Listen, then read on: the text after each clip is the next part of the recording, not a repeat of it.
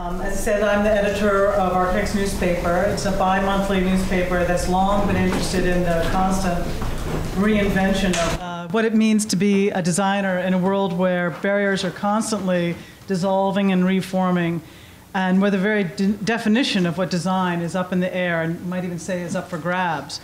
Is it a pretty product? Is it a way to think and organize problems? Is it an intellectual theory? Is it a service, a business, or an art?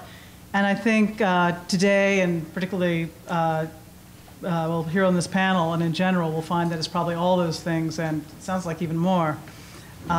It's also very neat to be here on Governor's Island.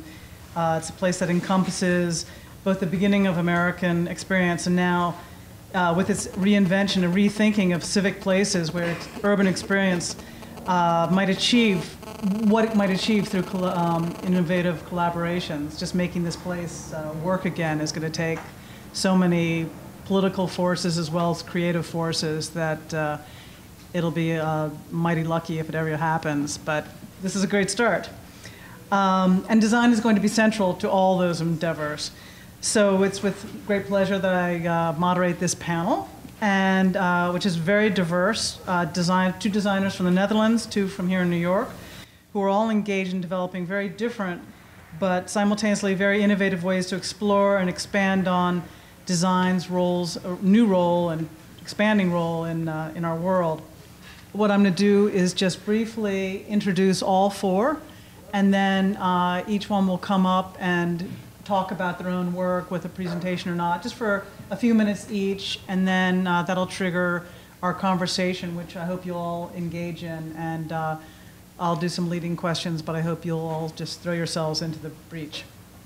I'm starting with many mispronunciations with Pascale Gatzen, a Dutch-born artist and fashion designer who graduated from the Artes Hogeschool voor de Kunsten in Arnhem in the Netherlands, with fellow graduate and fashion designer Victor and Rolf, among others. She is one of an exceptional group of young Dutch talents to be awarded a show of her own on a Paris runway in 1994. She completed her graduate education in fine arts at the Jan van Eyck Academy and has participated in art exhibits all over Europe and in New York. So very much art and fashion are her particular crossroads. Gatzen has continuously taught art as well as fashion theory and product design. Over the last 6 years, she has worked mainly on large collaborative projects. Since 2004, clothing has been her primary medium. And I think she's wearing some she'll display herself for us soon. Arne Hendricks of Platform 21 is the mind behind Platform 21, which was founded in, Platform 21 was founded in 2006 in a former chapel in Amsterdam. That looks really cool. And it's a design forum that aims to break down barriers between users and product in very interactive ways that I hope you'll be showing us or describing to us. And demystifying the process of creation is a powerful means to engaging a much broader audience than we typically think of. Arne is a creative producer, curator, writer, and educator based in Amsterdam. Before Platform 21, he worked at Media Metric as curator for exhibitions, and he does a bunch of other things which are quite intriguing. Runs a small foundation called Project, teaches art theory at the Royal Art Academy in The Hague, runs a web-based a web address, theaveragehome.net, a network of home-based mini galleries that I hope you'll maybe be describing as well. Sounds quite fascinating. As a Renaissance man of the new web age, I hope he'll also bring a considerable energy to arguing on behalf of the most possible interpretation of democratic design. Jake Barton of Local Projects will be speaking after that. Storytelling as a generative form giver and participation in creating content is at the heart of what Jake's media design firm Local Projects is about. He's currently partnered with Think Design on creating the exhibition design at the 9/11 Memorial, which was released today, which I'm not sure if the exhibition design was released today. Some of it, yeah. but maybe I hope you'll talk a bit about that, Sure. which would be quite fascinating. Since I missed that press event. Yeah. Jake has made films for the Beijing Olympics and media designs for New York City Visitors Information Center and the Museum of the City of New York. So the local is very local and local projects. Jake was a finalist for a Cooper Hewitt National Design Award, and he's on the board of the AIGA and lectures widely. After graduating from NYU's Interactive Telecommunications program, he worked at the Ralph Applebaum Associates, who did the Holocaust Museum down in Washington, D.C. Scott Stowell of Open. We didn't speak about this, but it looks like you worked with Tibor Kalman. Yes. And the great late progenitor of design that erases all boundaries and jumps right out you. Scott founded Open in 1998. It's a New York-based design studio that works across a range of media, including print design, motion graphics, and web design, that aim to speak in a very direct way to the public.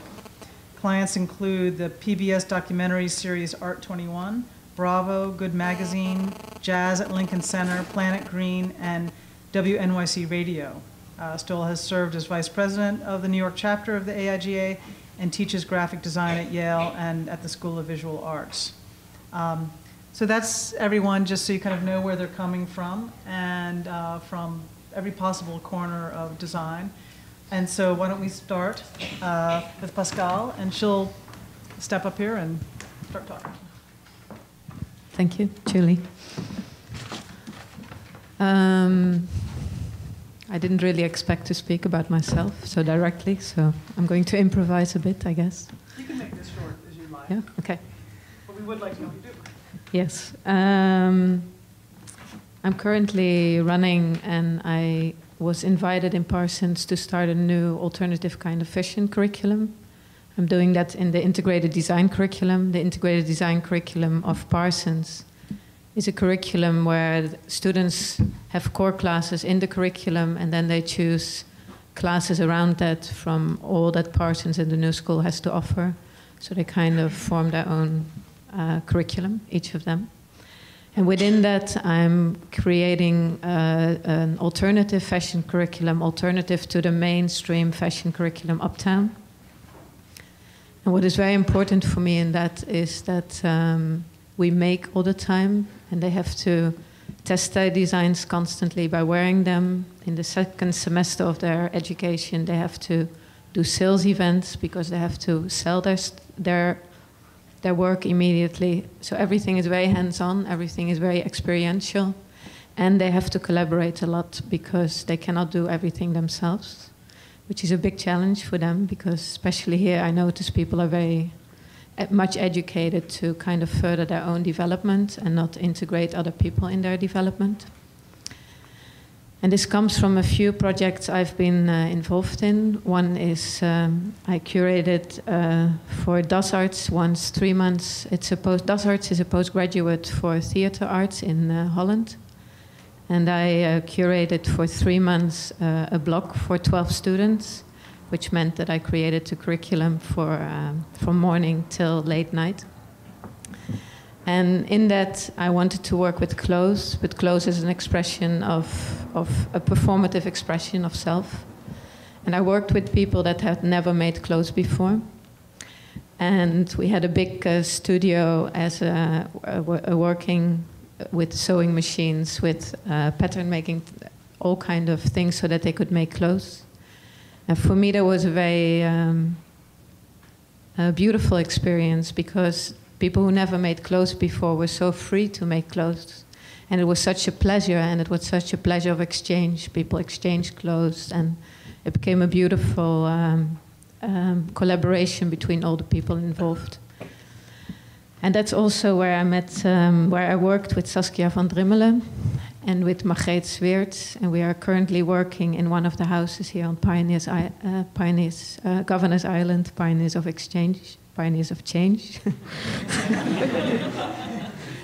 We converted our project to Pioneers of Exchange because we're collaborating there with Painted, which is Saskia van Drimmelen, Margreet Sweers, and Desiree Hammen.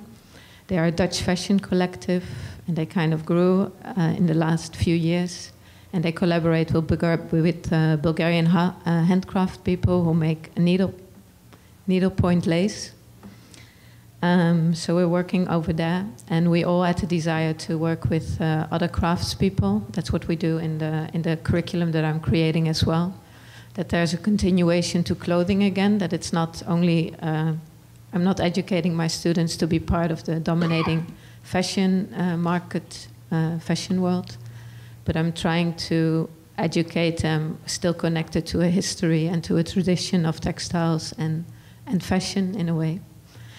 So we're working together at the moment with Native American beadmasters. They came to teach us how to bead, and they also participate in our way of working, which is a way of working in which we exchange the work and we continue the work. That's how Painted made clothes. That's how we work in the curriculum that I create. So there's never one person who works on a piece of clothing, but it always goes through different hands and different techniques are involved. We work with local lace makers, and we invited a few friends, among which artists, to collaborate with us on this project. And I'm losing my voice at the moment, so I think it's time to stop. Thank you very much. Thank you. And now Arne Hendricks. Yes, thank you. I think I'll sit down right away because maybe I'm out of camera, I'm tall.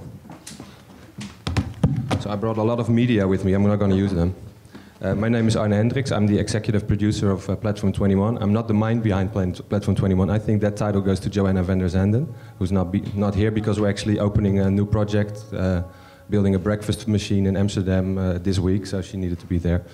Platform 21 is a platform, or it was 3 or 4 years ago, it started as an incubator for a new design museum. But we took the word new very literal, and we started to think of, okay, if you're going to discuss design, what are you going to do? We wanted to create a place that also in a few years would still address issues that were important. And of course we were seeing things happening on the internet, people exchanging knowledge, information, amateurs, professionals working together, creating all kinds of very, very interesting results. And we wanted to, also because we just love that stuff, we wanted to be part of that and to create a space, a big space, a space that kind of lifts, because you have this thing going on everywhere in small spaces, a space that lifts it, and we're working on this. So we want to, it has to be some sort of platform for co-creation between low, high, amateur, professional, non-professional. And so we've done projects over the last years. Some of them I hope you know, I don't know, hacking IKEA, joyriding. We always take a verb because we are not so interested in the final product, but we're more interested in the process that gets us to this product. And also I think because the process allows you to invite people in another way. If you invite people to come and watch your thing, it's different from inviting people to your table and actually working with you together to create that thing. Of course it takes, you take a risk because you don't know who that person is sometimes, but you also take a chance that can really, you know, become fantastic and truly original, and the word free is very, very important. People take some sort of freedom to that workspace that is important to us. So we're working on that, and we have the project Repairing now in one of the houses. Repairing was also a project like that. We just invited the world to share their repair knowledge with us, because it's a knowledge that is quickly disappearing. You know, cars cannot even be fixed anymore without a computer these days. And so we thought, well, now's the time. If we don't address this issue now, it's going to be too late. And I hope you all come and join us in our house there and repair something together with us. I mean, really together, not us telling you what to do, but, you know, together. I think that's our what we want to do. And I'm also losing my voice now, Pascale. So I think that's the end of it. Wait, can you describe the hacking idea? So it's, Oh yeah, I have a book with me. You can look at it later. There was a small subgroup on the internet of IKEA hackers, and they were already kind of making legs of tables shorter because it fit their house better, and they were painting them green instead of red. And very simple stuff, but they were so proud, and they were exchanging this knowledge and say, hey, look what I did with my CD rack, and I put plates in it, and it's fantastic, etc. So we really like this kind of thing. But we also liked to invite designers and artists to do the same thing. So we just send them to IKEA to buy a bunch of IKEA things and just deconstruct them and make something else. So people were making fire, people were making gynecologist chairs, people were making, I mean, all kinds of things. Some of them are in the book. And we also had a contest, so we invited the public to send us their best hacks. And we get, you know, all kinds of stuff. Some really brilliant, some really silly, but just beautiful. And also because it gives you the chance to create your network in another way. And because of course every professional is amateur in most fields, apart from the one that he's professional in. And every amateur is a professional in some other field. Maybe not a creative field, but some field with a depth of itself. And you bring this kind of stuff to the table when you start to address a very specific question. And it just completely opens up the creative process. Yeah. Thank you very much.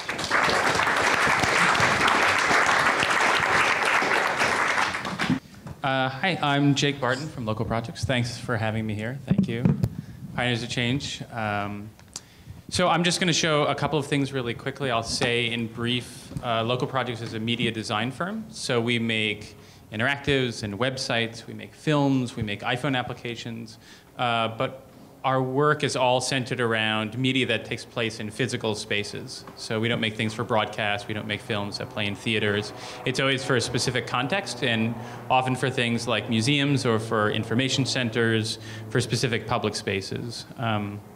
As was mentioned, we're partnered with Think Design to do the exhibition design for the National September 11th Memorial Museum. Actually, because it was just launched today, I don't have shots of the exhibition design, but I'll talk a little bit about it and then show some of the other work that will make some of the techniques clear.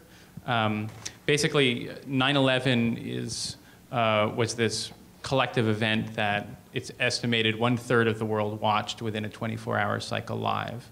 So there's a sense of participation within the event, particularly in America, but I think also globally. And so a lot of our techniques have to do with groups of people telling stories about their experiences of 9/11 and not fashioning from the top down set narrative, but really allowing through everyone's individual collective storytelling a collective version of exactly what happened on 9/11. And I'll show you one other project in specifics that goes into that. We do a lot of partnerships with architecture firms and physical designers. This is the official NYC Information Center, which we created with WXY architects. So this is very typical for us, where we actually create a seamless collaboration between the physical design and the media design, and they're mutually interdependent. So in this case, we have a series of interfaces that are completely integrated into the architecture. I'll just show this quick film that makes some of them clear. There's tables for exploration. There's screens on the wall to answer very, very quick questions about New York City. And then there's a back screen that shows both slides of the city and then also integrates all your choices together. So this is done for the city of New York to allow tourists to basically gather information about New York and what they might be interested in seeing. These side screens called FAQ stations are the top 100 questions that everybody asks about New York over and over again. And you can see in the bottom, it's actually put into 10 different languages, and you can email all the information to yourself. The tables are much more for exploration, but similarly, they're about curating and then about portability of information. So you take this physical puck, you move it around the map. Different venues are put forth based on these categories. You choose venues and create essentially a custom guidebook to New York City, which is saved to the puck, and then that custom guidebook can be emailed, it can be printed, it can be sent to your phone, and you'll also see at the back that there's a fly-through of New York City. The table gets updated photos from Flickr, so it's always up to date, as well as top 10 lists. If you drop it on the pylon, you can get a printout of it in the station itself or send it to your phone. And then as a sort of recycling of information and choices in the back, if you drop the puck onto this other pylon, it actually loads it dynamically into Google Maps and then gives you a custom flyover of New York City to connect together all the different points that you would look at. So that's not atypical for us, where there's tons of different interfaces and different technologies, some high and some very, very low, that we're putting together. This is a museum we're doing in Philadelphia. And we're doing 10 different media pieces, and we're interested here in another sort of high and low mixture, a different high and low mixture, where essentially it's a story about immigration to the US, and we wanted to create something that had to do with maps and with journeys, specifically water-based journeys, since everyone took the boat here in the early 20th century. So we're interested in projecting on a sculpture to mix together a physical and a digital experience. That's what a lot of our work obviously has to do with. And we did these types of explorations, which are very sort of au courant and very digital and architectural, but we felt they felt very synthetic in a way. We were much more interested in something that felt very analog. So we actually just took paper and we got different sculpting masks and glues and essentially made a physical sculpture of different paper as if pages from a journal marking your journey were just thrown into the ocean itself. And then we made a 3D scan of that. And this is what it actually looks like in the 3D scan. And now we're actually in the process of making a giant 24-foot print, which is what's going to go into the museum itself, meaning a physical 3D print. And this is what it looks like when you actually project onto the original sculpture itself. So a lot of our work mixes and tries to play with the physical and digital together. And then the last piece I'm going to show very quickly, and this brings you back to the 9/11, is StoryCorps, which is an oral histories project, where we have these recording booths in public spaces. You go to the booth with a relative or a neighbor. You interview them for 45 minutes. The interview gets put into essentially the National Library here, the Library of Congress, which is in Washington, D.C., and you get a copy of it as well. So it's a way to make a national oral histories library one interview or one conversation at a time. Cut examples of the stories go onto the side of the booth. And we worked on the interaction design and then also on communicating how groups of people gather together essentially to make one composite story, which is StoryCorps. And so just to round it out, this technique where people are interviewing each other is just one of many that we're going to be employing at the 9/11 Museum. We're going to have places for people to tell their own 9/11 story, and actually we have a booth right now at Ground Zero, which was open a couple of weeks ago, where people can tell their individual accounts of how they experienced 9/11. And certainly I would encourage all of you to go and add your stories. It's really meant to be a fully international experience. We're hoping to get as many different languages as involved as possible, even in cursory explorations. It's interesting, all the commonalities of people's experiences all across the globe, ways in which they heard, someone called them, someone phoned them, someone told them, someone bumped into them.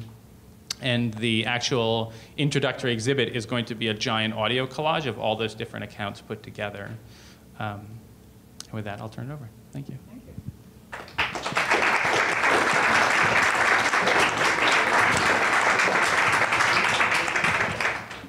My name's Scott Stowell, and I run a design studio here in New York called Open, as Julie mentioned. Let's see if this works. My remote works with your computer. Thanks, Steve Jobs. Anyway, Open is a very small studio here in New York. I'm going to show you just a very quick few projects, quick overview, and then a few projects in more depth that relate more to this event today. We do all the things that graphic design studios do, things like logos. This is the public radio station here in New York. Good is a magazine that we helped create the design of for the last few years.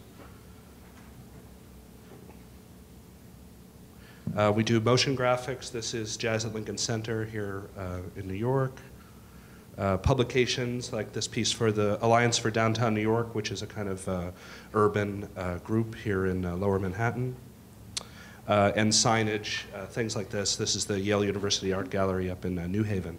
But the thing that all of our projects have in common, we like to say, is that we do design for people. Of course, I think we all do, but the idea is that we try to keep the end user in mind whenever we're doing our work, and so we kind of tell the client that we'll do what they say, and then we forget about it, and we do what the people in the end will want us to do. Not entirely, but sometimes. And these projects I'm going to show you today are not just about design for people, but they're more design with people. The idea of collaboration comes into our projects more and more, and of course we collaborate with our clients and with each other, but also the people that are those end users end up kind of influencing the work and getting involved in the projects more and more, particularly with the last thing I'll show you. So the first thing I want to show is a signage project we did at Brown University up in Providence, and it's in this very kind of not fancy modernist building from the late 60s that everybody there hates, which I love. Looks like it's from space. And we did some sort of normal signage in it that I won't get into, but then one of the most fun parts of the project is that we decided to take elements from the collections of the library and silkscreen them on the walls of the space. And so we picked out some things ourselves. This is some kind of diagram of a molecule that we put on the wall. But at the same time, we put out a call for entries to everybody at the university, students, faculty, staff, alumni, whoever, and said, is there something in the library you want us to print on the wall of the museum? And so we got people sending us stuff. And the nice thing was that we didn't have to apply any logic to it whatsoever. If they sent it to us, we put it on the wall. And not everyone realized that we were going to do that, so we got some funny things. And some of these are ours, and some of these are from others. This is a diagram, totally disconnected worlds. I don't know what it means. But it is indicated with the card catalog number underneath. Every single piece on the wall has a number that you could plug into the computer in the library and then find out what book it comes from and so on. This piece is Rafael's School of Athens as a paint by number. This is my favorite, and this proved to me that the client didn't actually look at the artwork when they signed off on it, because this is a diagram or a chart from a sociological study of high school students in the 1970s, indicating how high they would get on various drugs. And my favorite part of it is the key. It's a little bit hard to see here, but there are 4 levels of high. Not at all high, a little high, moderately high, and very high. The most interesting part is that the second highest that these high school kids were on these things is listed as other. So the interviewers didn't even know what they were taking. And finally, this piece is on a window. This is, there's no artwork in the brackets, but it indicates a book about cloud formation. So if you wait long enough, there'll be some artwork there. The second thing I want to show you really quick is a logo we did for the National Multiple Sclerosis Society.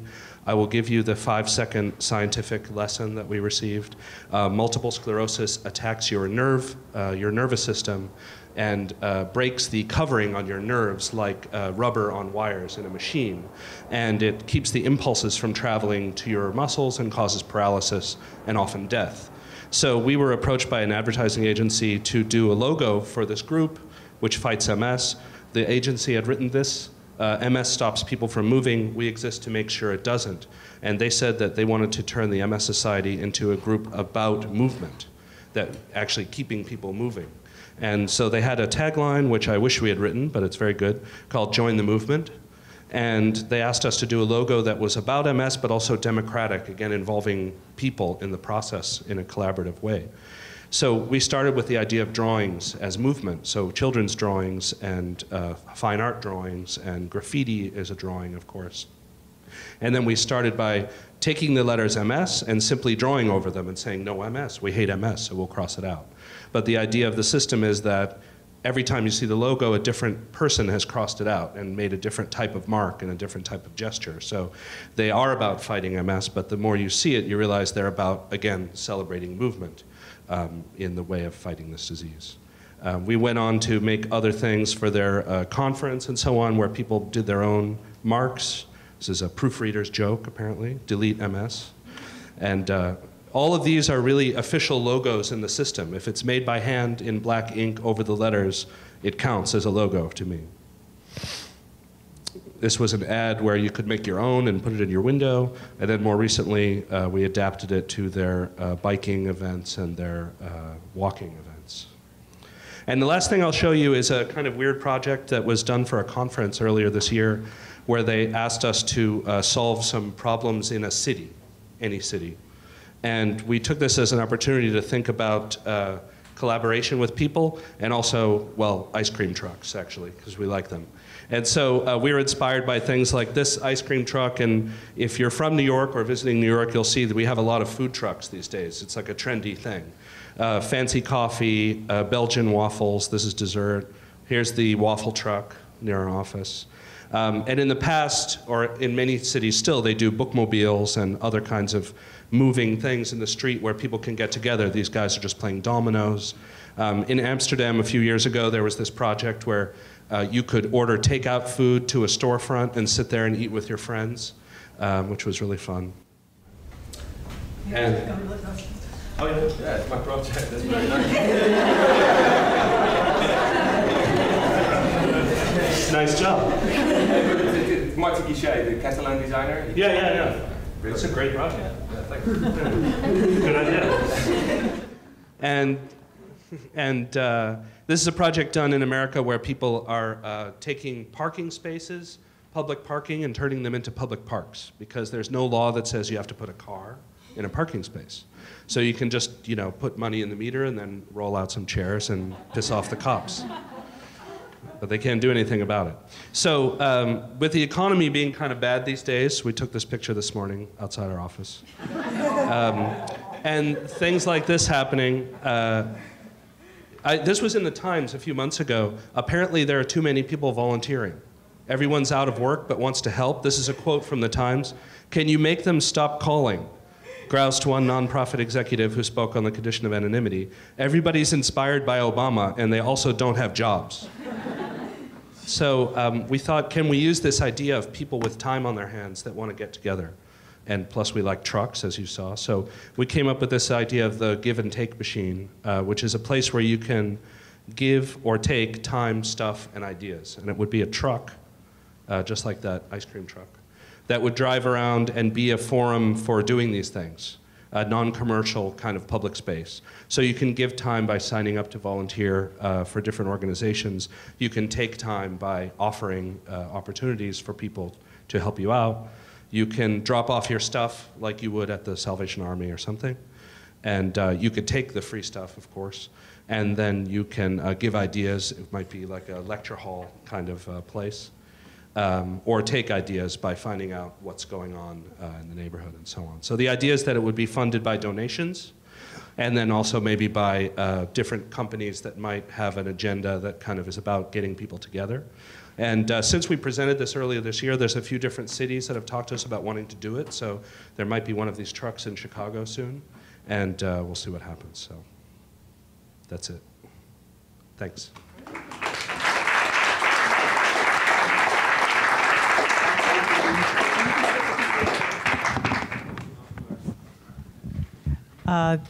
Everyone was absolutely fascinating, coming from all possible angles. And I guess I'll start the questions, and then hopefully, just at any point, feel free. We don't need to have us talking, then you asking. We can mix it all up.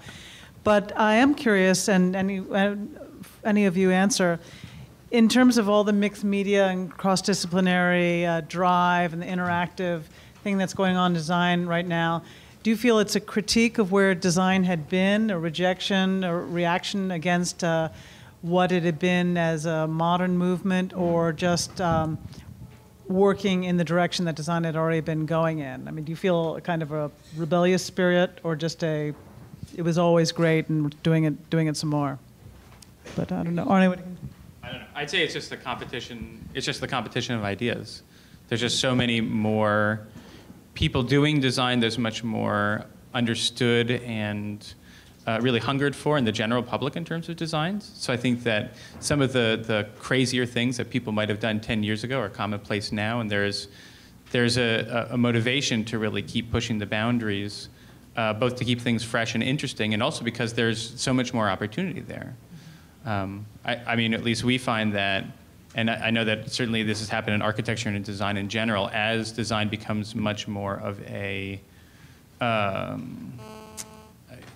commodity. And I don't mean that just in terms of money, I mean that in terms of leverage. You know, clients will come to you and say, we need X, and they'll do exactly what Scott's saying. They won't, ask you specifically for the brief, just do what we're telling you. They'll say, you have a talent, you have an ability that we don't necessarily have. We're not asking you for a logo, we're asking you to solve this larger communications problem. And that allows someone like Scott to come up with a truck, which is like totally outside of the purview of a modernist graphic design studio. But there it is, it's a way to solve a problem, which is really about design on the larger scale than just a specific discipline.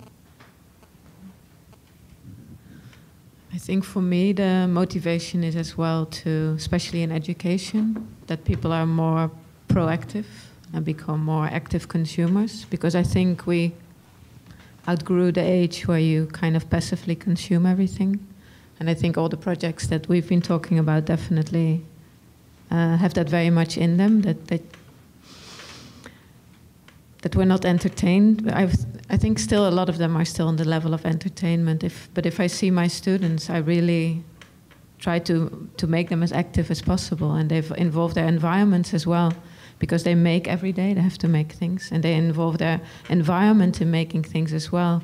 And it becomes a human activity again. It's not a abstract kind of ideological activity anymore, but I think it's much more an everyday activity that people kind of engage in, and that creates community as well.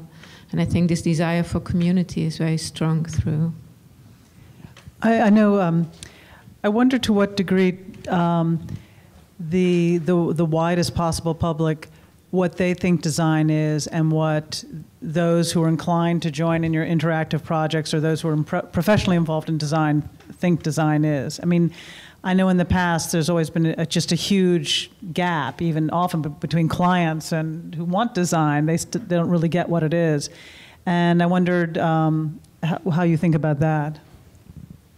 Well, I was just thinking, the previous question, I was thinking of Andy Warhol's, I think he was asked, why do you make these films? You know, and his answer was, because it's easy. It's easy, that's why he made them. So I don't know if it's important that people know what design is, but I know that they are participating now on a huge scale, because it has been made very easy. And of course, when you step beyond that, because of course you can say, oh, it's easy, you know, everybody just does it. But when you step beyond it, it might actually change something, and it doesn't even matter where it comes from anymore. It just changes something, and then you have to deal with it, or maybe it's good, maybe it's bad. I don't know where it's going, but it's there. And I don't think people really have a notion of what design is, and I don't know if it matters. It's the same with art, you know. People have all kinds of ideas about art, and most of them are wrong, but it's fun to listen to them anyway. But I don't know. You mentioned craft, and the artisanal approach to design, of course, has a long history. And I wonder, I'm always wondering if something like shaker design, and I don't know what the Dutch equivalent is, I'm sure it's out there. Every culture has these absolutely consummately beautiful, simple, kind of organically developed design. I wonder if a vernacular design like that, if you think that could happen in today's world, or what shape it might take, or if you've seen things that have evolved, you know, without any design conscious awareness, self-consciousness.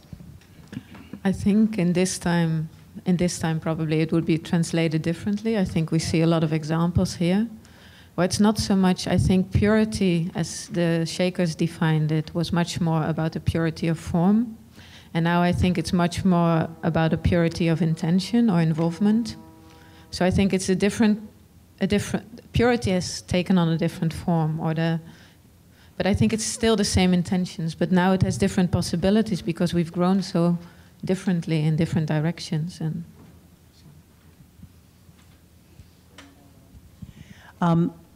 at the risk of setting the Dutch against the Americans, I was fascinated to hear how you, no, in a good way. We won't be able to win that one. No, but you seem to have such a leg up in that you can do what you can do. I mean, both of you are Americans, are young designers, and I don't think you could be supporting yourselves doing something like Platform 21, or even you seem to get by on teaching. And I know this is kind of nuts and bolts, but I'm just curious about, design seems to be so integrally appreciated in the Netherlands, perhaps in a way that a country like America doesn't get. We always say doesn't get it or something. But how are you supported? I mean, is it just the whole culture supports it in a way, or how do you get by? Well, if I dare ask. You have to beg for money from the government. Okay. Yes, we have. I've been supported by the government basically my whole life, and I still am here. But the government understands, or that's not so hard to do. I mean, you can actually, if you have... You move to New York and they still find you. Yeah.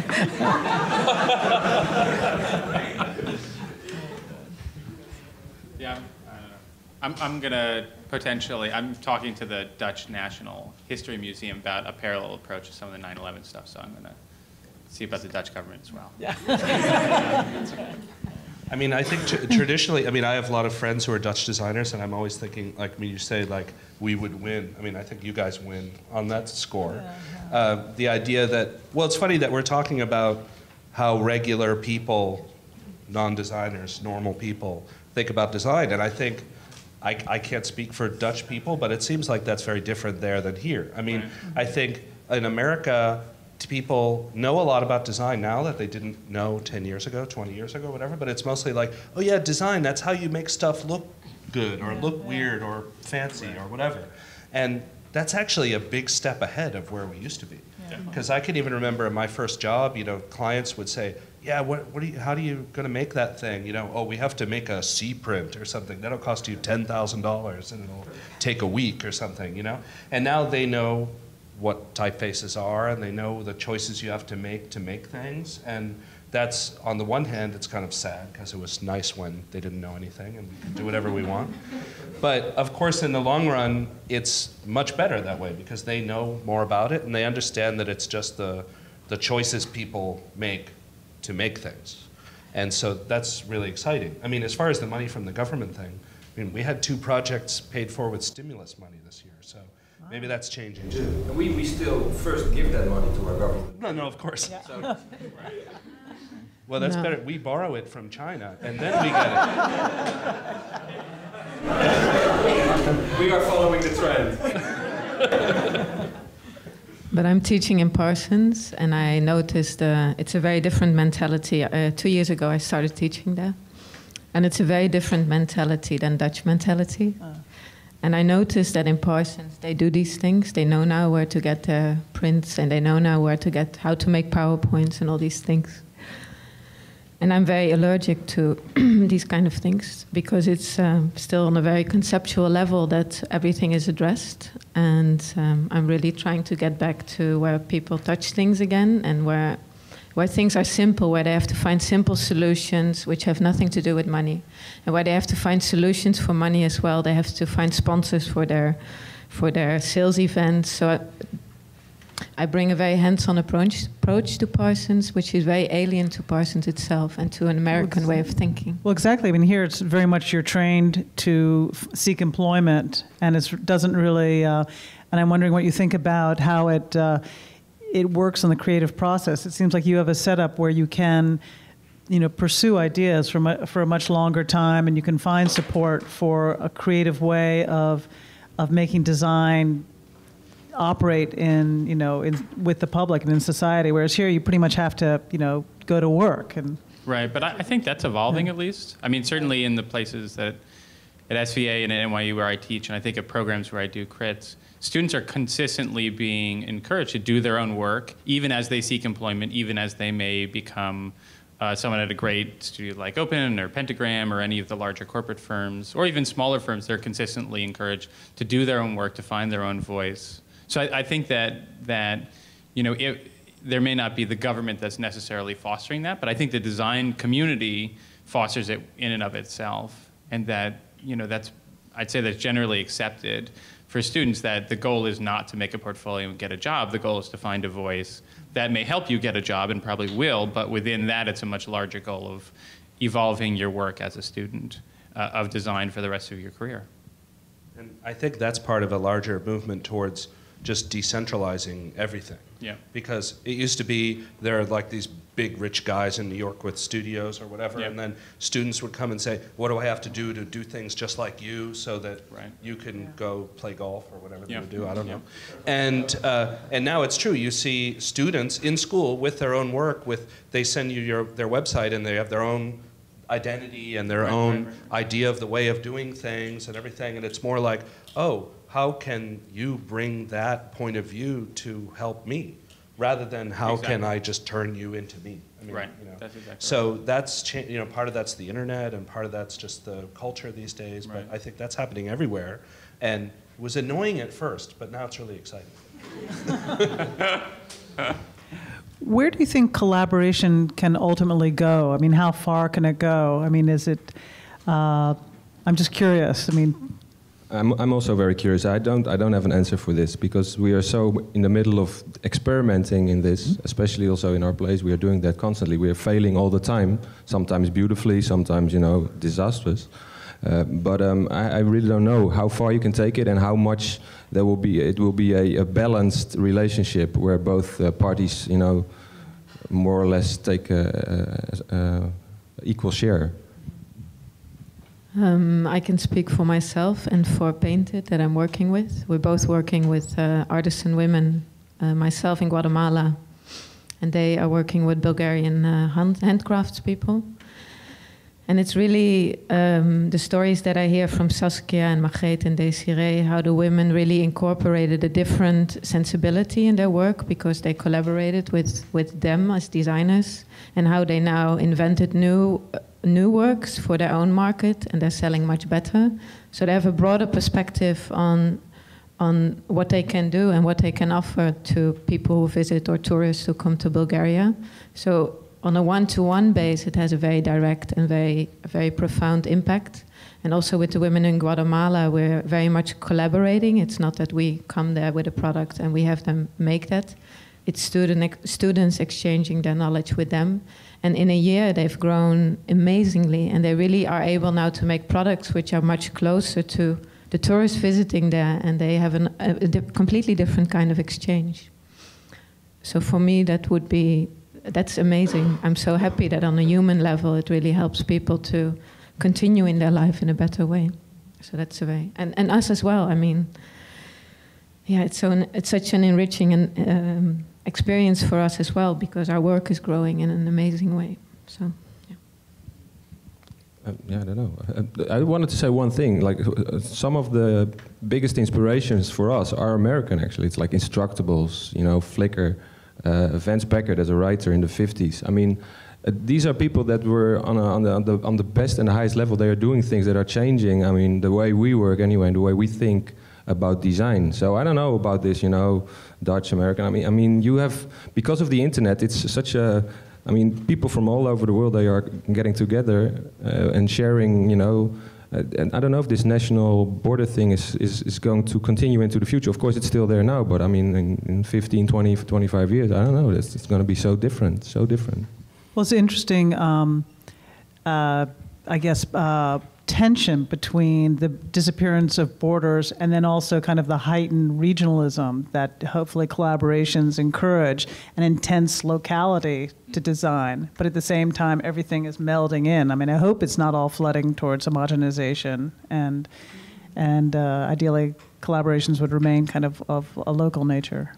At the moment we're working with Native American bead masters here, and they're very used to work in their traditional ways, and they work within their community because they have never had an invitation that we kind of did with them, asked them to work and to collaborate in our way of working as well.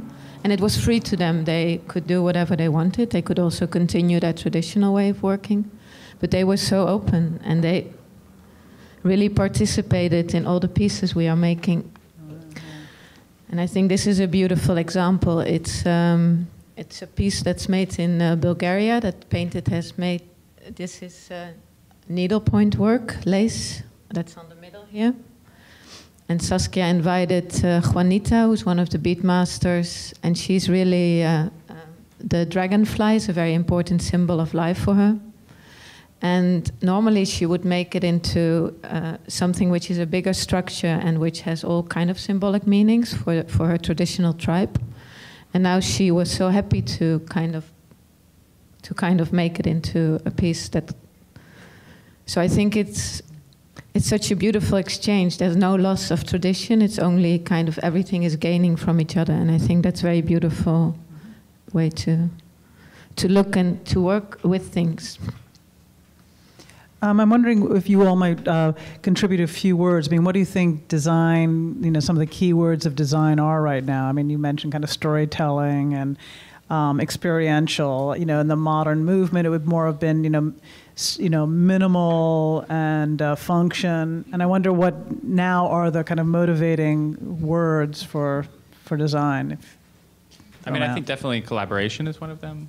I mean, and it's interesting because we're using the two ways that you might use collaboration in tandem. One is obviously collaboration between different types of designers, between architects and filmmakers and writers and poets, and you can have a wide array of different diverse talents collaborating together. Then there's the kind that a lot of us have in our work, which is collaborating with the people who are actually using the work itself, whether it's, in our case, we're gathering these stories and we're creating systems by which content comes together, but we're not actually making the content, we're making a platform, which I know is a lot of what Platform 21 is about.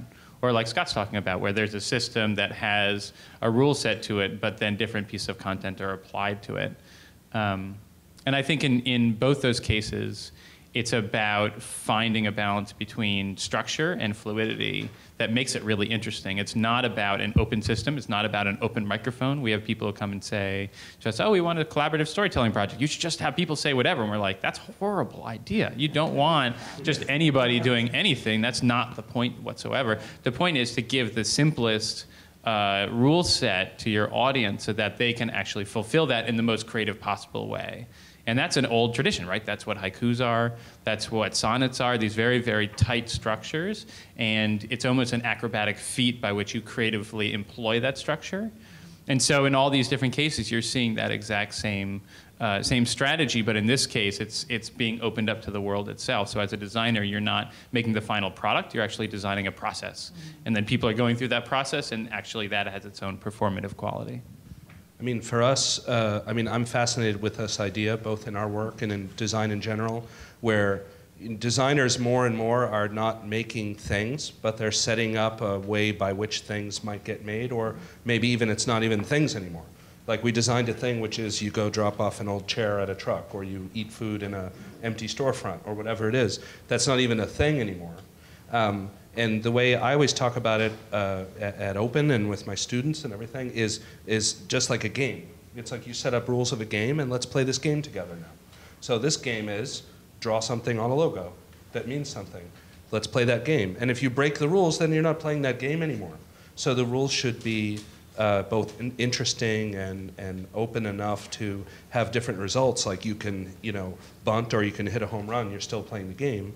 But if you if you just throw the bat in the air and leave, you're not. So this idea of setting up a system or making choices that enable people to do things within them, I think is really exciting. And I think that connects back to this awareness of what design is these days, where it's like, oh, design is picking a paint color for the wall, but you have to pick out of the paint colors that exist. So that's like a set of rules. Or if you know how to make paint, you can do it yourself. So that's a different way of doing it. But I think people more and more are understanding that design is just about a set of choices or a system of choices within which you can do things. Great. I think at this point, did anyone else want to contribute to any thoughts on that? Well, there's also, as things tend to go, but there's also, of course, some risks and some maybe not so positive effects of this whole thing, and I'm not so completely aware of them, but I know that many of the things that we do, they fail because we just didn't think, oh, I didn't know they were going to do that, or I didn't know they weren't going to do anything. I thought it was fun. I thought it was a great game, but of course, so there's a lot of things that don't work in this co-creation thinking, and I would like to maybe also ask the designers, that are present. Maybe to share some of their experience in this co-creation, because I'm really very curious about this, and also how this relationship between, let's say, the member of the public that walks in and is completely free, can play whatever he or she wants to play, and how you can, well, appropriate is not a very nice word, but how can you appropriate that freedom that you might not have as a designer because you have a responsibility towards a company or towards something else? How can you appropriate it and still not, do that in a sort of negative way or something? This is really something that concerns me. But I think that has to do with the level of reality that people can connect to. Because I think in exhibitions it might be difficult because it's a short time. You always have to be aware of the kind of time that you're involved in and that you involve people in, and the kind of inhibitions that they have to overcome. And there's so many human aspects, and I always notice that, and I think that's what we're learning about as well in this in this continuum of developing design. I think what it means to be human and what the timing is that humans have. And I'm learning a lot about that in building a curriculum, and also in a lot of projects that I've done. I was very conscious about the kind of time that is involved in a project, and what is the reality, what is the desire that people can connect to. And I think it's a lot about understanding human beings and how we as human beings function and relate to each other, what kind of habituations we carry with us, which kind of freedoms can we allow. It's like a tradition of a certain culture, which is here a beadwork, but you have to understand the fabric that we are made of to understand where you can make openings in which people will participate and in which people will engage. So it's like a techne, it's a knowledge about the human condition in a way. Well, it fascinates me that design has gone from something almost purely, thought to be visual, to almost an experience infrastructure. I mean, it's really almost flipped sides. But, on that front, one thing that we haven't so much talked about is the sort of, the democratization of the tools of design, right? Like that's one thing that is also an after effect of software and computers, et cetera. It's just the mass opening up of all these tools to anybody to make a PowerPoint or to make a keynote. You know, basically the same softwares that all these design professionals are using are available to everybody. And in fact, some of the cheaper, crummier softwares that was made for general public is now being retroactively used by the design community, like SketchUp, which is a horrible like 3D design tool. And yet, you know, architecture firms all over the place are like spitting out renderings with SketchUp, which was essentially made for high school kids so they could model their town hall. And it really does sort of, it also, I think that presses up against the edge of what is design, because you have this case where suddenly the same tools and even templates are available to all these people. And a lot of the designs that are being created today, and I think this is mostly in architecture, but I think you see it in other places as well, are actually predicated on the software itself. So a lot of the work that's coming out, particularly in architecture, is really being shaped and bounded by the software and almost by the templates that the software offers. I heard this great analogy where someone was saying, you know, the difference between a designer and someone who just gets Photoshop is like the difference between a chef and like someone who cooks at home. And designers need to be comfortable with that there are going to be lots of people spitting out things that are called design, that are flyers, that are identities, et cetera. But are these people designers? Are they not?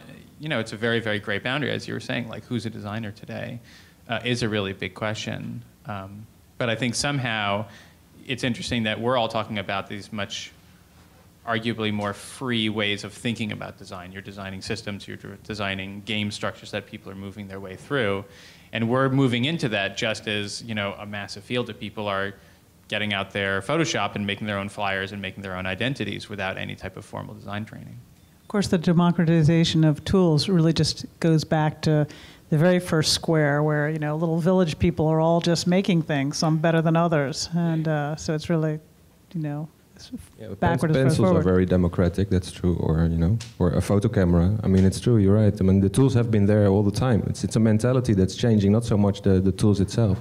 That's true. Also, one little ingredient maybe that I'm also thinking about is how do you organize, let's say, your relationship with that public once they've become part of your creative process? This is something that is difficult. You're on the front lines there. There was one example is Christophe Brach and Daniere Terhaar. They did a research to young designers from the Netherlands. They did research into colors from fruits and vegetables, and they wanted to use that for clothing. So what they did, they got this whole group of neighbors from the area around Platform 21, and they made beautiful designs on these clothing, but then they gave them to these people, and they said, okay, but now put it in your washing machine, give us feedback about, you know, what happens to these things, how can we... And actually, a few ladies did, and it was fantastic, because they really got into it. So there was a real relationship, almost on a working level. Of course, a lot of them didn't, but I haven't seen any for myself. For myself, I haven't been able to find new structures yet to do that. I know that it has to be a point of concern. How do you organize it, and etc. Let us open up to the floor. I mean, I'm sure you have some anecdotes as well as stories to throw out there. Well, I was going to say earlier about the difference between sort sort of the environment here and the environment there. In Amsterdam, I just felt like I was immediately exposed, like I didn't have a plan when I got there. And when I got out of Central Station, I just so happened to find my way to Arkham. And there, you're exposed to, it's a nonprofit organization where you can sort of go in and see developments that are happening in the city.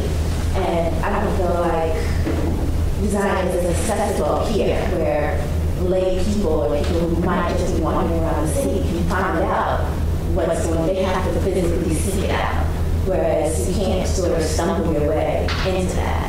And it seems like it's a domino effect of the culture there. Like if you're walking or you're on the bike, you're moving slower, you're more likely to come in contact with it. Whereas, you know, being underground on the subway or rushing to your job or driving somewhere, the interaction maybe isn't on the same level.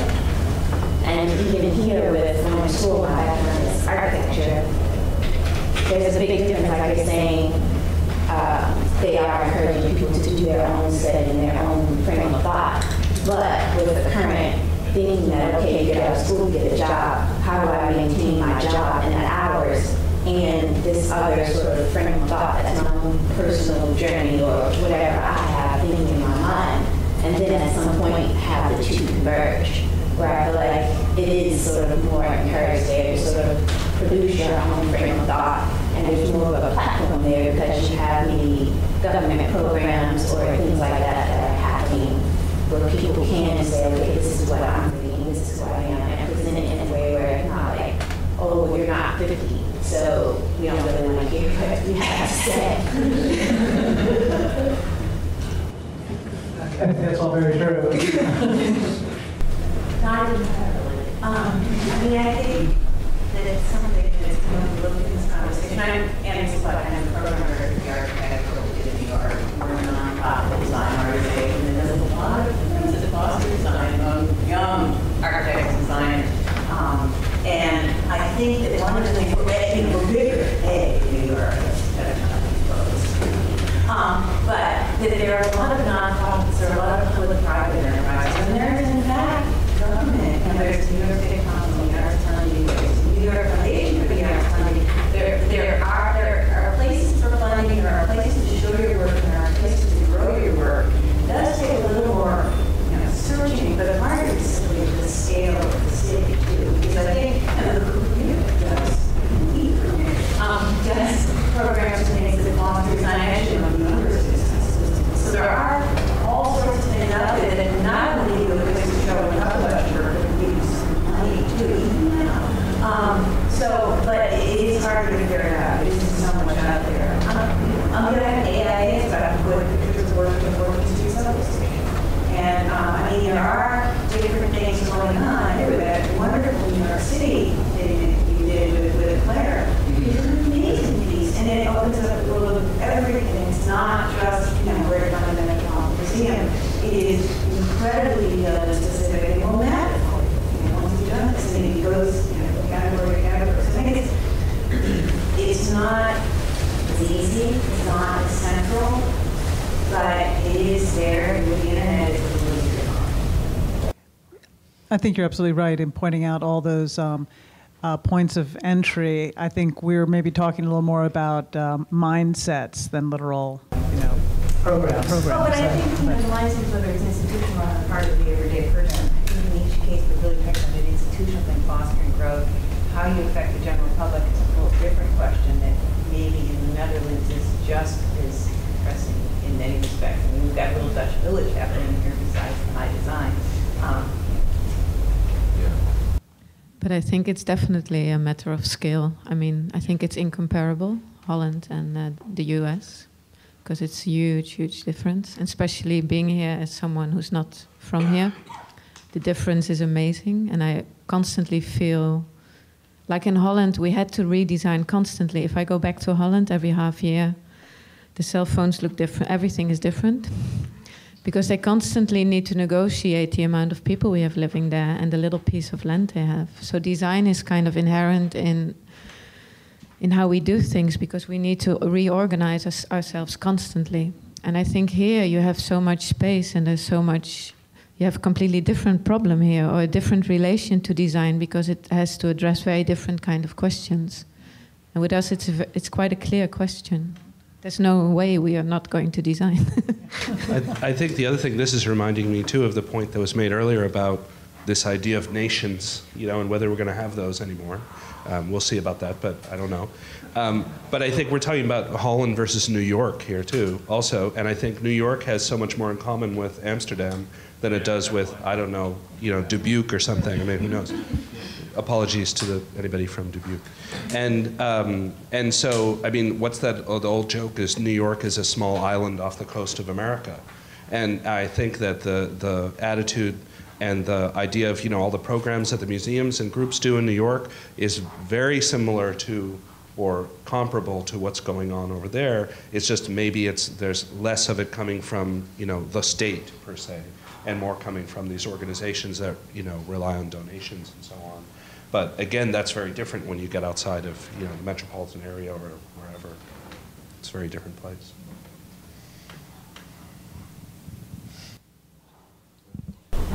I just want to point out that, so I hear on this that solutions being really creative and collaborative and including the publics. And I am very thrilled that these are happening all over the place. But I'd like to point out that not just solutions, but getting to that solution, the process, the journey of designing, planning, could also be very collaborative, and it's happening. It's called co-design or participatory design research option. Sure. And it's about, because people are the experts of the experience they're having, and whereas designers might be experts of something else, right? So when you put those two people in an equal set, you actually come out with an amazing result. So. No, that's absolutely, but we think very much alike. Actually, well, I can speak for Platform 21, is that we more or less forget about the final object, and everything we do is about the process. We open up the process, we make it transparent, we invite people into it. So yeah, we think that the process itself, and also to just look at it, see other people do things, because not everybody wants to, you know, get their hands dirty. Even this is also a valuable cultural experience by itself. And you can put that on a scale that makes it amazing, and also makes that exciting, and makes it part of the spectacle society in that sense, if you want to go there, of course. But yeah, so thanks for that comment. I totally appreciate the comment and am really interested in functional design processes that work that way. But I think, you know, it's a huge challenge to actually do, you know, invite a general public or your audience into the design process and have it be a functional co-relationship. And I think there are examples from, you know, for example, like the World Trade Center, they had this whole huge forum where they got people together and people co-designed, and it was a total car crash. I mean, they had like all these tables of people, all these different ideas. It was a very high profile event at the Javits Center, and it was just like a complete collapse. I think a lot of times people make a mistake of taking the design solution that public brings in literally, instead of taking it as a design cue or inspiration. Yeah. You have to translate it Yeah. before you actually. No, I think I think that's exactly right. And I think that the key is trying to find when and where it's best to bring the public in. There are all these really famous examples, you know, from broadcast of testing. You know, broadcast is really interested in testing shows, and some of the greatest television shows of all time were essentially tested to be complete failures, including All in the Family, Seinfeld, basically shows that were really groundbreaking at the time. People didn't like because they were like, I mean, this may not make sense to a non-American audience, but All in the Family is about this really cranky, horrible guy.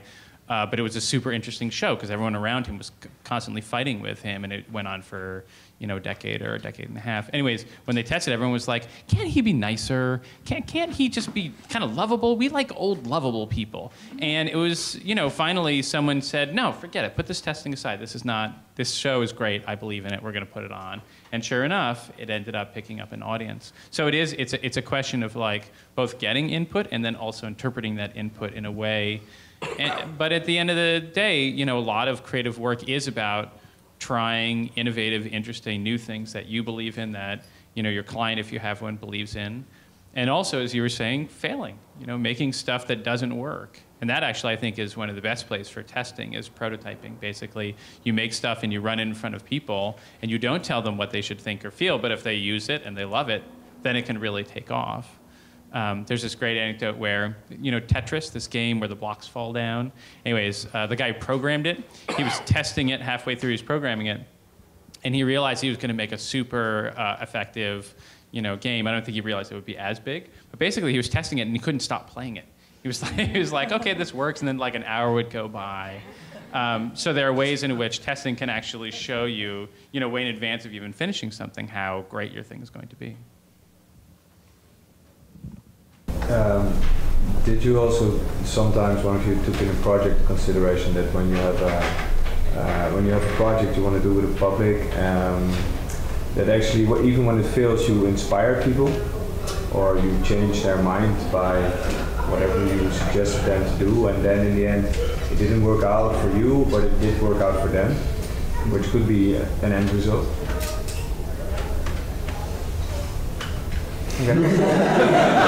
Yes.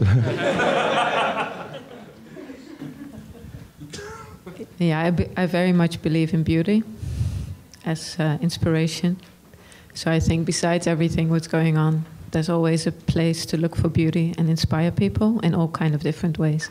And I think it's always unexpected. I did a lot of projects where I had no clue what the outcome would be, but would just send things out and see what would happen with. But I think beauty is for me, it's a very important guideline, that there's always love and care and sensitivity in everything that you do continuously. And I notice that always that inspires people in different kind of ways. Maybe years later, I got an email from a student who kind of later, and I think design and everything that we do moves in unexpected ways and has wide, complete, unknown echoes or reverberations continuing. And I think that's the beauty of every act that you do, and that's what I also try to share with my students, that everything that they do will have a consequence in ways that you cannot understand. And in that sense, you're always participating in creating the whole. So I want my students to feel that they have power to do things. Not power, but more like that everything they do matters, because it will always touch and will always continue. I think that's very important to realize as a human being, that you have that. And I think that's in the intention with which you do things. And even if it fails, it's not about all these things. It's not about the end product. It's not about these things. It's all about the care and the love and whatever the energy you put into the things you're doing, I think. Maybe that's the role of the designer, or the evolution of what a designer is. With everything being so democratic, is the fact that maybe designers who are more professional, is your developed sensitivity to this beauty or to this purity, and so it's for you to curate the roles that people engage in, or even how you design things. Yeah. Well, I would argue with that I think everybody has that in them, and I think it's beautiful the way some people cook their food, or the way they take care of their garden, or the way they dress themselves in very beautiful. And I think you can always do things with love and care, and it will always radiate. It will always have a much wider kind of... So for me, it's not limited to designers in any possible way. I don't feel as if it's limited to designers, but I feel that maybe designers have... for their place in the world is an extra sensitivity, not just to see it from one point of view, but to see it in different ways, in different places, and that's how you can approach different projects and reveal things to people. Through your sensitivity to beauty and to all these other things. So that's how you become the translator for people, and that's the position of the designer. I think a lot of it's about will. I mean, that's part of what I think you were saying, but everyone in a creative process, whether it's a client or a legal department or whatever, they have a different role to play. And so it's interesting that part of the role of the designer is given to the designer. You're the person at the table who's there to speak up for beauty or for innovation or for interest or for communication. And if you're not on the phone for that conference call, or you forget to go to that meeting, they'll make lots of decisions, and then that role in the process will, the wheels will fall off. when this German artist Boy said everybody's an artist, I don't think he didn't really mean everybody is an artist, but everybody can make choices in their lives and in the way they perceive things that maybe they will, you know, at some point, well, it's up to them, of course, call themselves an artist. And maybe that's also for the designer. Everybody's a designer, but of course, I think there's differences. If there weren't any differences, we wouldn't be having this conversation. But and of course, if you don't have any differences, you don't have any movement, you don't have any dynamics. So you need to hold on to those positions. So you need to have those different positions to have any current. So yeah, I agree that the designer does have a specific position, but I think now that there is a new reality around created around maybe these designers, it needs to be reassessed, and a new discourse about this needs to be. We're having it right now, I guess. I want to talk a little bit about competition of ideas, and you're talking really about accessibility of ideas and tools. And we live in a very modern age with internet and, you know, design blogs and blah, blah, blah, you know. Is there ever fear that there's too much great design? There's a lot of great design shows, a lot of great talent. Does it ever get to a point when it's almost blasé and no longer interesting and maybe no longer edgy anymore? No. Yes. Maybe. I mean, there's a lot of people doing a lot of really interesting stuff now, and probably more than ever. I mean, more people come out of design school every year, and yeah, there's definitely more things to look at than ever before. I mean, I remember when I was in school 20 years ago, it was like, oh, I have all the design books now. I bought them all. Like, I'm all set, you know? And now that many come out like every month. No. But that makes it also local. It makes that you need to go local, right? Yeah, well, I just think that just makes it more interesting. I mean, yeah, it makes it more difficult with more people doing more work, but you're right, the idea of being local or being more specific. To me, it's just the rules of that game you're playing with that project just become more complicated. So it's like, okay, 50,000 people have done this already, so now I have to figure out a new way to do it. And that makes it more not local to a place, but local to an idea or a thing. So I think, I don't think you could ever say there's too much good stuff. I mean, A, it probably won't happen, and B, I would love there to be too much good stuff. Well, it's almost though, is the question, is the grail of design to ultimately be so good it disappears, or so good that it always stands out? I think that's your choice. Some people do it one way, and some people do it another way. I mean, yeah, it used to be that, yeah, you were supposed to figure out how to do things right, and then once you figured that out, you just did it that way forever. You know, like a bunch of our design professors did, I guess. And now that's less common, but then on the other hand, if you want to work that way, fine. I think there's no one way of doing it. I'm wondering if you, just ask a question, do people feel like the cycle between innovation and banality runs faster now? Yes? That's more of the question? Yeah. I mean, I think that's why you see a lot of the work here is moving beyond the object or beyond the specific print or mark. It's into a sort of process-based work. Even if it does end up being a logo or something physical, it has a sense of process to it, performative. And obviously that's where the art world went with performance art. It moved outside of the object. It moved outside of the specific mark.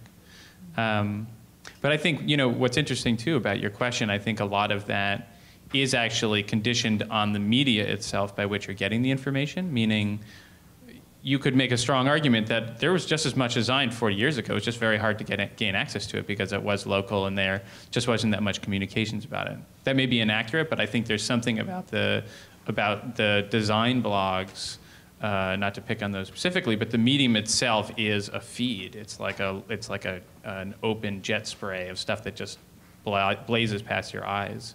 And that in and of itself, I think, is a larger, potentially devaluing presence versus just the quantity of material that's out there. Meaning as our chunks of attention start getting slighter and slighter, that's how much we can actually engage with the work itself. And I find it, you know, interesting to go to these types of events, and that more and more people are going to these types of events, because I think there's a hunger for like a deeper, more qualitative reflection on the work than just like, okay, I see that, I see that, I see that, I see that, I saw that, I saw that, I saw that. Well, I often wonder what damage the word new is doing to the creative process. Yeah. I mean, I just think things aren't new for as long as they used to be. Right. I mean, it's still the same. You know, it's like this cycle of whatever it is being new, innovative, and then banal, or one trend and then another trend, or like, I remember it was not that long ago when it was like, oh, this year handmade stuff is really popular, or whatever, purple or something. Right. And now it's like that lasts like an hour. Yeah. I mean, that stuff became trendy and went out again like twice during this event. Conversation. That kind of feeds on something I was thinking about while you guys were talking about the last point, that as a designer, as a professional, maybe not even a professional, maybe as an artist in general, maybe it's not even applied art anymore, with things moving so quickly and being exposed to so many things, are we actually maybe in some sense kind of starting to lose a very internal human thing? Like so many of the things that you're talking about are more like a regionalized reaction to maybe where you live, because you only have access to certain materials.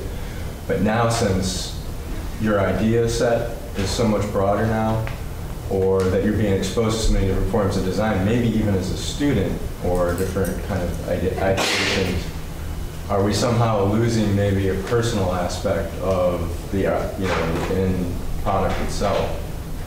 Does anyone have any idea? Maybe thinking that design as a whole maybe kind of moving into more of a gelled state, maybe?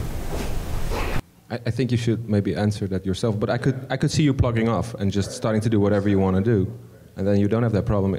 But I do feel that as the chunks of time are getting shorter and shorter, I mean, where's the limit to this? You know, I mean, at some point it will be just like, you know, and then if it is this, can we still read it? I mean, our brains are very adaptable, but you know how, and then if it comes to that state, then actually that's the same as the white noise that was way before even human beings were living here. You know, it's just also, so at some point it came kind of full circle, and because there's so much, it's nothing. And that's emptiness in a way. And so you're free again in maybe 5 to 10 years. Maybe there's the possibility that the focus shifts. Like right now, maybe everything is image-based, image-based, image-based. But then the more interesting thing starts to be like the process, like shop architects or things like that. So now, okay, I've seen the image over and over. That's not interesting anymore. How did you get to that image? And then it sort of takes you back to what he's saying about now you get back to the human thing again, because the image thing is sort of played. We've seen so many of them. It's not as interesting. I can get 1,000 of them a day, but I can't get into the process of how you got to that point as quickly. So then that becomes sort of the interest for everybody. Right, like people start to, I want to make a beautiful thing, I want to make it look like this, but exactly what she's talking about, you miss out trying, you look so far ahead to that end goal as a designer that you forget about, like a lot of the Dutch stuff that you guys typically do and a lot of the places that I know about, like you said, when you go into your process, you're not so focused on the end result.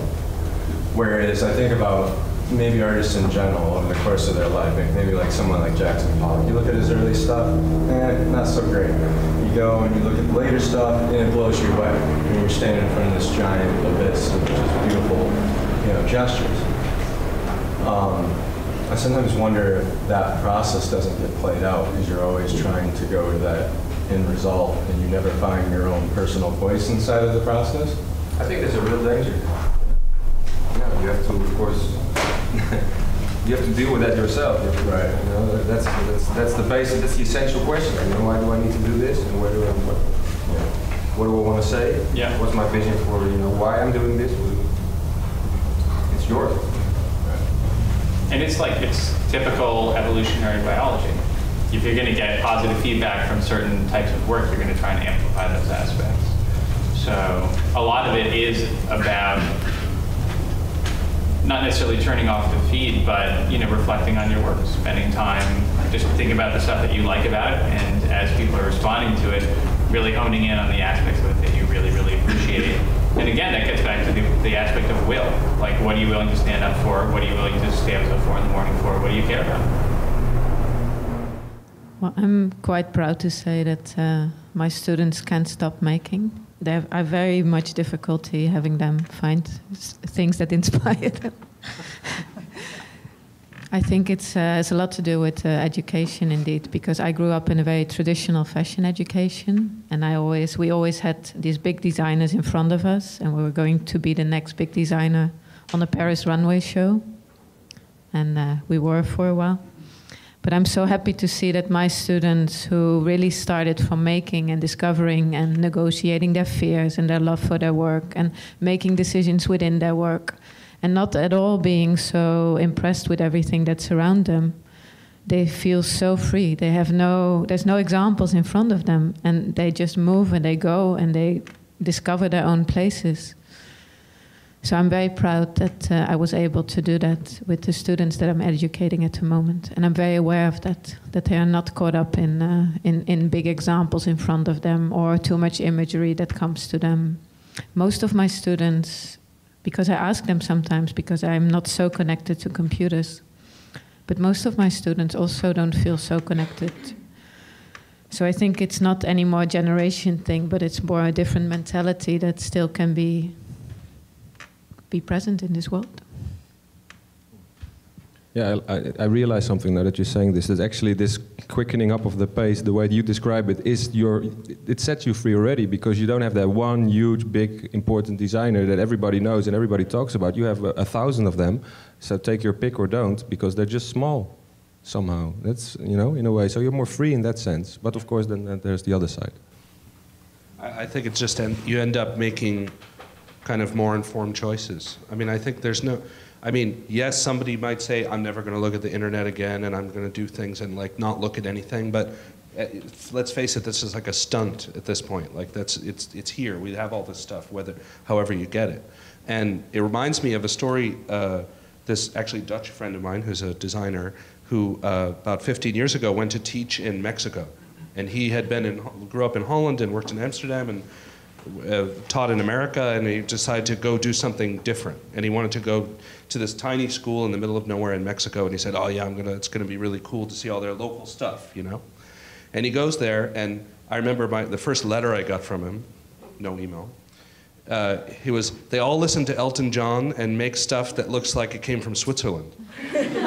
He was so pissed. He was like, I wanted them to make like Mexican stuff, like traditional stuff informing their typography or whatever. And they were all like, that old crap, we hate that stuff. Like, that's junk, And so at that time, the only thing that they had been exposed to was like the work of their professors, which were like these Swiss and European design professionals and their colleagues and so on. So they're looking at like, Wolfgang Weingart or whatever, Joseph Mueller-Brockmann, and the stuff is great, but that's, of course, they like come, with all this old crap to them, and then that shows up and they're like, it had the same effect on them that it did elsewhere the first time. They thought like, cool, let's do that. And so maybe in that sense, getting that information ruined things a little bit. It wasn't local anymore. But then, I'm sure by now they're not making that stuff anymore because they see everything everybody else does. And now when you can see everything, then you just are forced to make a choice. Yeah. And I think that's really interesting, because if you grow, if you're doing like traditional crafts forever and that's all you do and that's all you know about and you follow that tradition, that's inspiring in a way. But then when you bump up against them and they say, wow, I've been doing this thing, but now I can do this thing, so now I have to make a choice. And that's really interesting. Yeah, that idea of cultural curation, I think, is in and of itself a creative act. Meaning, it's kind of corny, but down to like the different things that you pay attention to, because really that is, I think, one of the primary limiting factors of our lives is how much attention we can actually allocate to different things. So when you're choosing between this and not that, or caring more about this and investigating it, that act is in and of itself its own sort of creative act. It used to be, as an architect, here's the 4 architects of this era, and I have to work within the constraints and expectations of their work because everything will be seen in that context. Same thing with graphic design. Okay, I'm going to go work for Vignelli or someone who's ripping Vignelli off, and I'll do something like him or not like him, but it'll be about that. Not him specifically, but there was eras where there were sort of masters of systems, and everyone worked within that context. Now it's totally not like that whatsoever. So I think you're right. There is an incredible amount of freedom, and part of that is quite literally just following the paths of your interests, whether or not it's a blog or a book or a poet, etc. I wonder if the onslaught of so many choices will, in fact, have people return back to their origins or what is local for them. Yeah. which I might, think that's definitely yeah. one trend that you're seeing, for sure. Maybe you just have one more question? Maybe that's also sort of the start. I think sometimes we also lose the with project or with design or whatever. You sort of lose the base because you see so much stuff. So you think, you know, I want to design something that looks like that or looks like that. I think what we lose is to go back to the basic and think, okay, you know, what is a chair, or what is the function, or what do I want to do with it, and then start from that, and then adding it, and then you're much more free in your mind, and it's more what you say, you know, you put your feeling in it, and you put material in it, and then you add something. Great. Well, thank you. I think that's very true. And I think through this conversation, I sure feel that collaborations and of all sorts are a thriving opportunity right now. So thank you very much for coming. And I don't know if anyone needs to say anything. Can we just wrap it up? Or good. Thanks all for coming. Bye-bye.